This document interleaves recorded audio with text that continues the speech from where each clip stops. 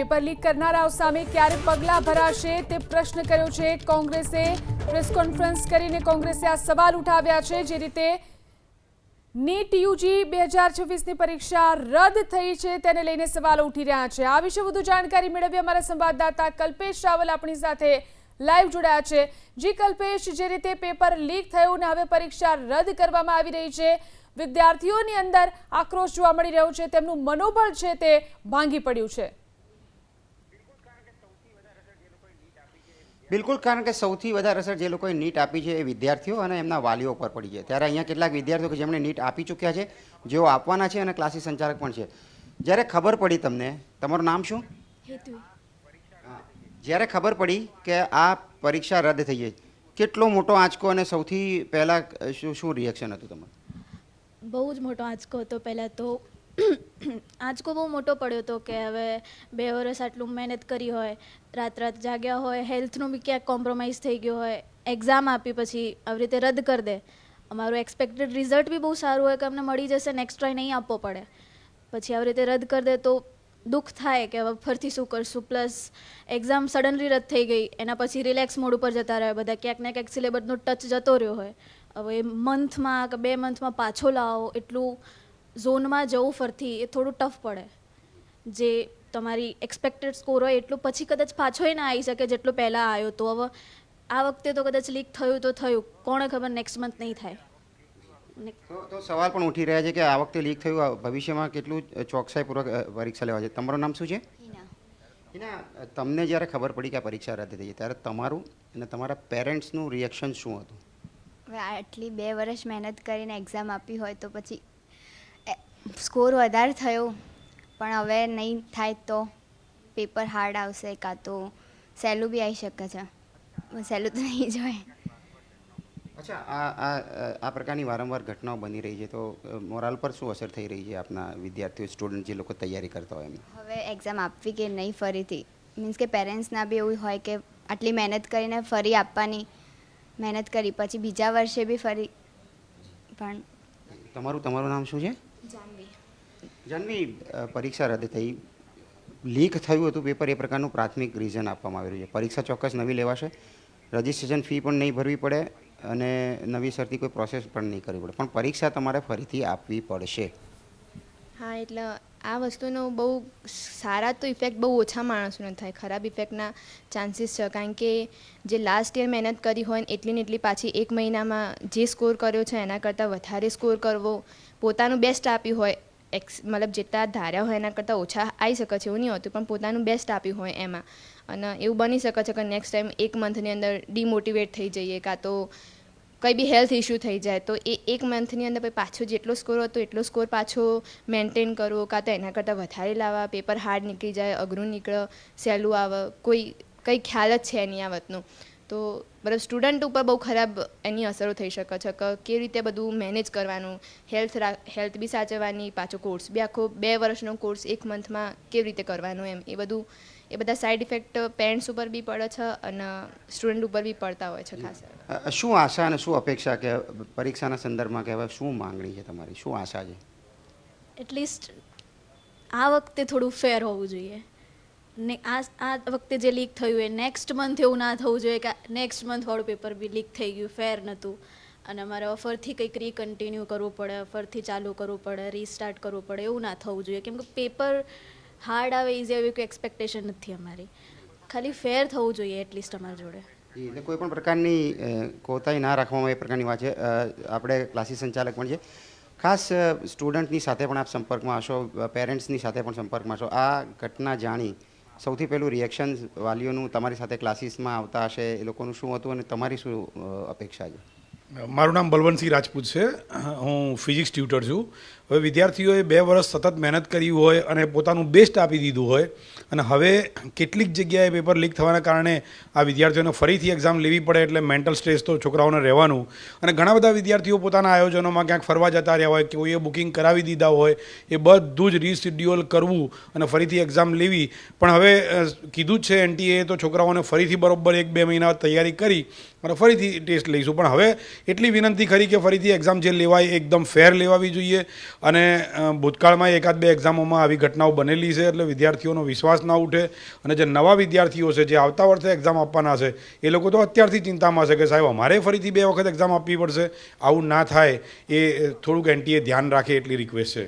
તમે તો હજુ આવતી વખતે એક્ઝામ આપવાના છો, પણ અત્યારે કેવી લાગણી, કારણ કે પેપર આખું એક્ઝામ રદ થઈ છે? જ્યારે અમે પેપર આપ્યું હતું ત્યારે પેપર ખૂબ સરળ લાગ્યું હતું, પણ હવે જો કેટલીક જગ્યાએ પેપર લીક થયું છે તો એ અમે કે એની શું ગેરંટી કે અમે જ્યારે આપીશું ત્યારે આવું નહીં થાય. તમારું શું કહેવું છે? તમે તો હજુ આપવાના છો પરીક્ષા, પરંતુ વારંવાર આ પ્રકારની ઘટના આવે છે તો વિદ્યાર્થી તરીકે, પરીક્ષાર્થી તરીકે તમારા નૈતિક બળ પર કેવી અસર થાય?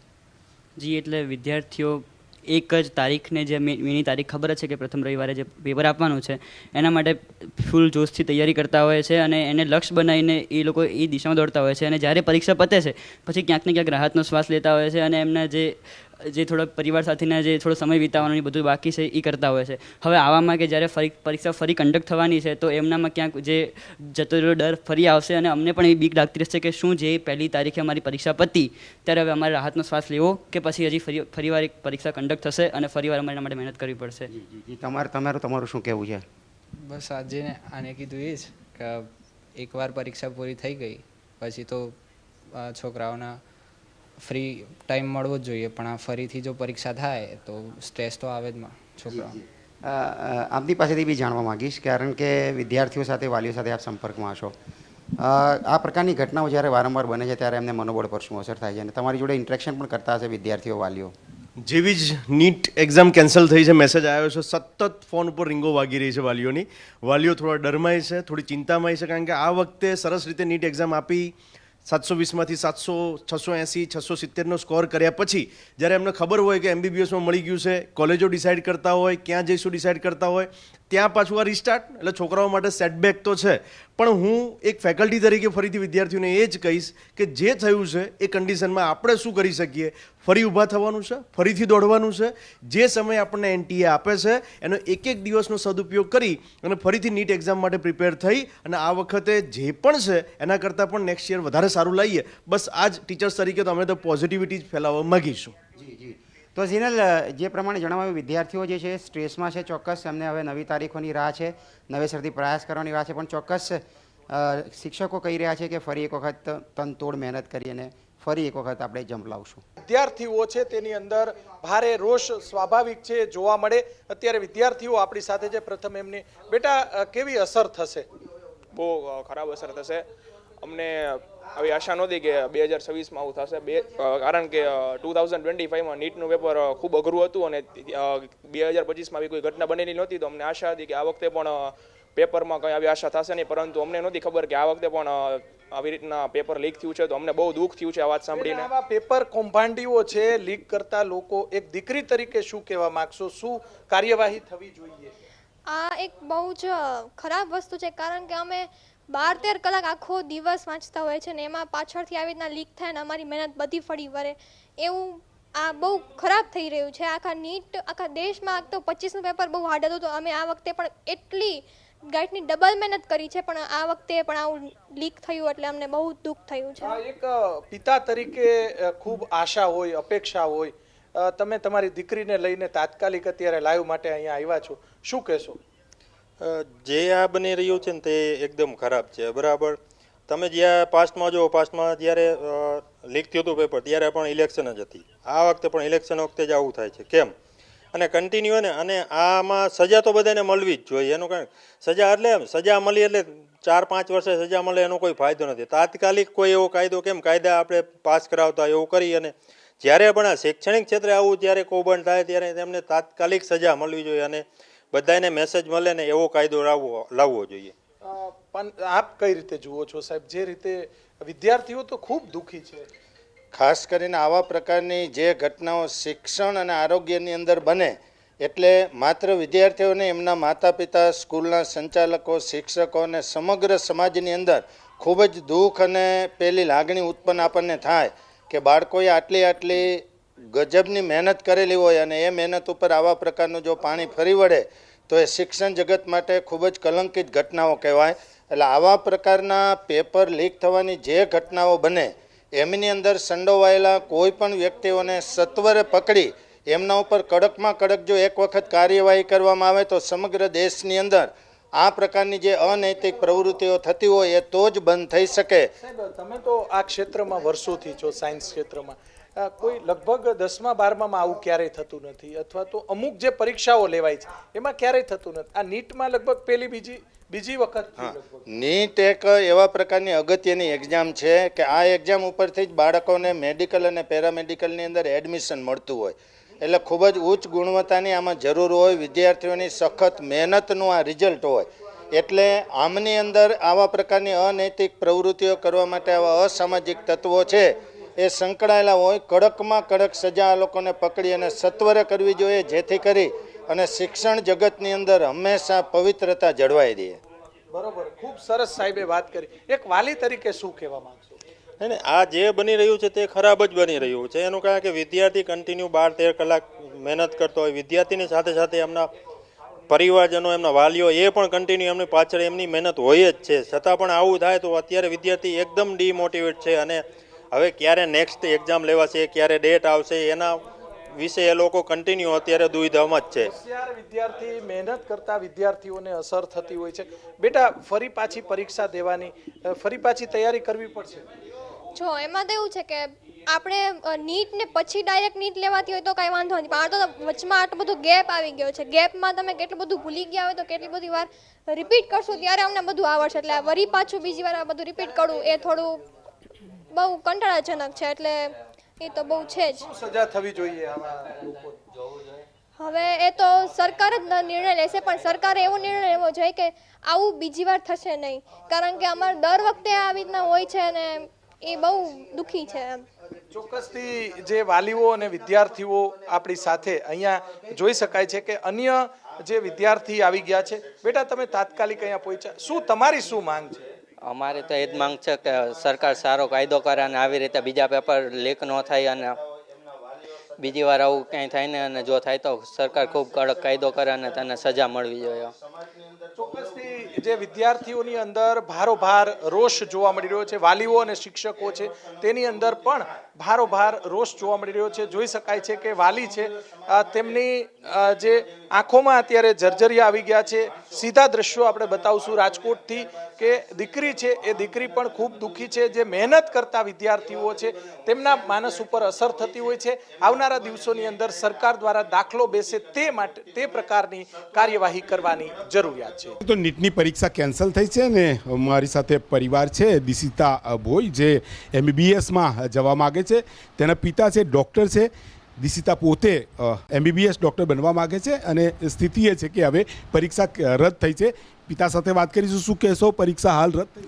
જો હું એટલું જ કહેવા માગું છું કે 2 વર્ષની મહેનત લગાતાર એ દિવસની 12 થી 13 કલાક સ્ટડી કરતી હતી અને અચાનક જ જો સરકારની કોઈ એજન્સીથી થ્રુ હોય તે પેપર ફૂટી જાય, બરાબર છે, તો છોકરાનું ભવિષ્યનું શું? અમારા છોકરાઓનું ભવિષ્ય સાથે છેડછાડ કહેવાય કે જો આવું જ રહેશે તો નેક્સ્ટ ટાઈમ એક્ઝામ આપશે તો એનું મોરલ તૂટેલું હશે અને ફરી એવી જ એક્ઝામ જાય એવી કોઈ ગેરંટી કોણ આપી શકે? દિશિતા, કેટલી તૈયારીઓ કરી હતી, હવે પરીક્ષા રદ થઈ, શું અનુભવો છો, શું કહેશો? ખાસી 2 વર્ષ મેં મહેનત કરી હતી, લગાતાર એફર્ટ્સ નાખ્યા હતા. છેલ્લે એ જાણવા મળ્યું કે નીટની એક્ઝામ કેન્સલ થઈ રહી છે અને 2 વર્ષના એફર્ટ્સ જઈ રહ્યા છે. પછી જો બીજી વાર આપીશ તો એટલું મારામાં કોન્ફિડન્સ નહીં હોય કે સારી જ જશે. એવું કહેવા માગું છું કે આવી રીતે નીટ કેન્સલ ના થવી જોઈએ, પણ એક સાઈડથી એડવાન્ટેજીસ પણ છે ને ડિસએડવાન્ટેજીસ પણ છે કે નીટ કેન્સલ થાય. હવે ડિસએડવાન્ટેજીસ એ છે કે પછી કોઈનું કોન્ફિડન્સ એટલું રહે નહીં અને એડવાન્ટેજીસ એ છે કે કવર કરી શકે છે અમુક લોકો, પણ જેને એફર્ટ્સ નાખ્યા છે, જેને ક્લિયરલી સ્ટ્રેટ લાઇનમાં લઈને નીટ આપી છે, એનો શું વાંક હતો? સારું, કેટલી તૈયારીઓ કરતા હતા, કેટલા કલાક અભ્યાસ કરતા હતા, પરિવારનો સહયોગ, અને હવે તમારા સર્કલમાં અનેક લોકો હશે જે કોમ્યુનિકેશનમાં હશે, શું માહોલ છે? માહોલ તો બહુ એ છે કે નીટ એક્ઝામ પાછી લેવાશે.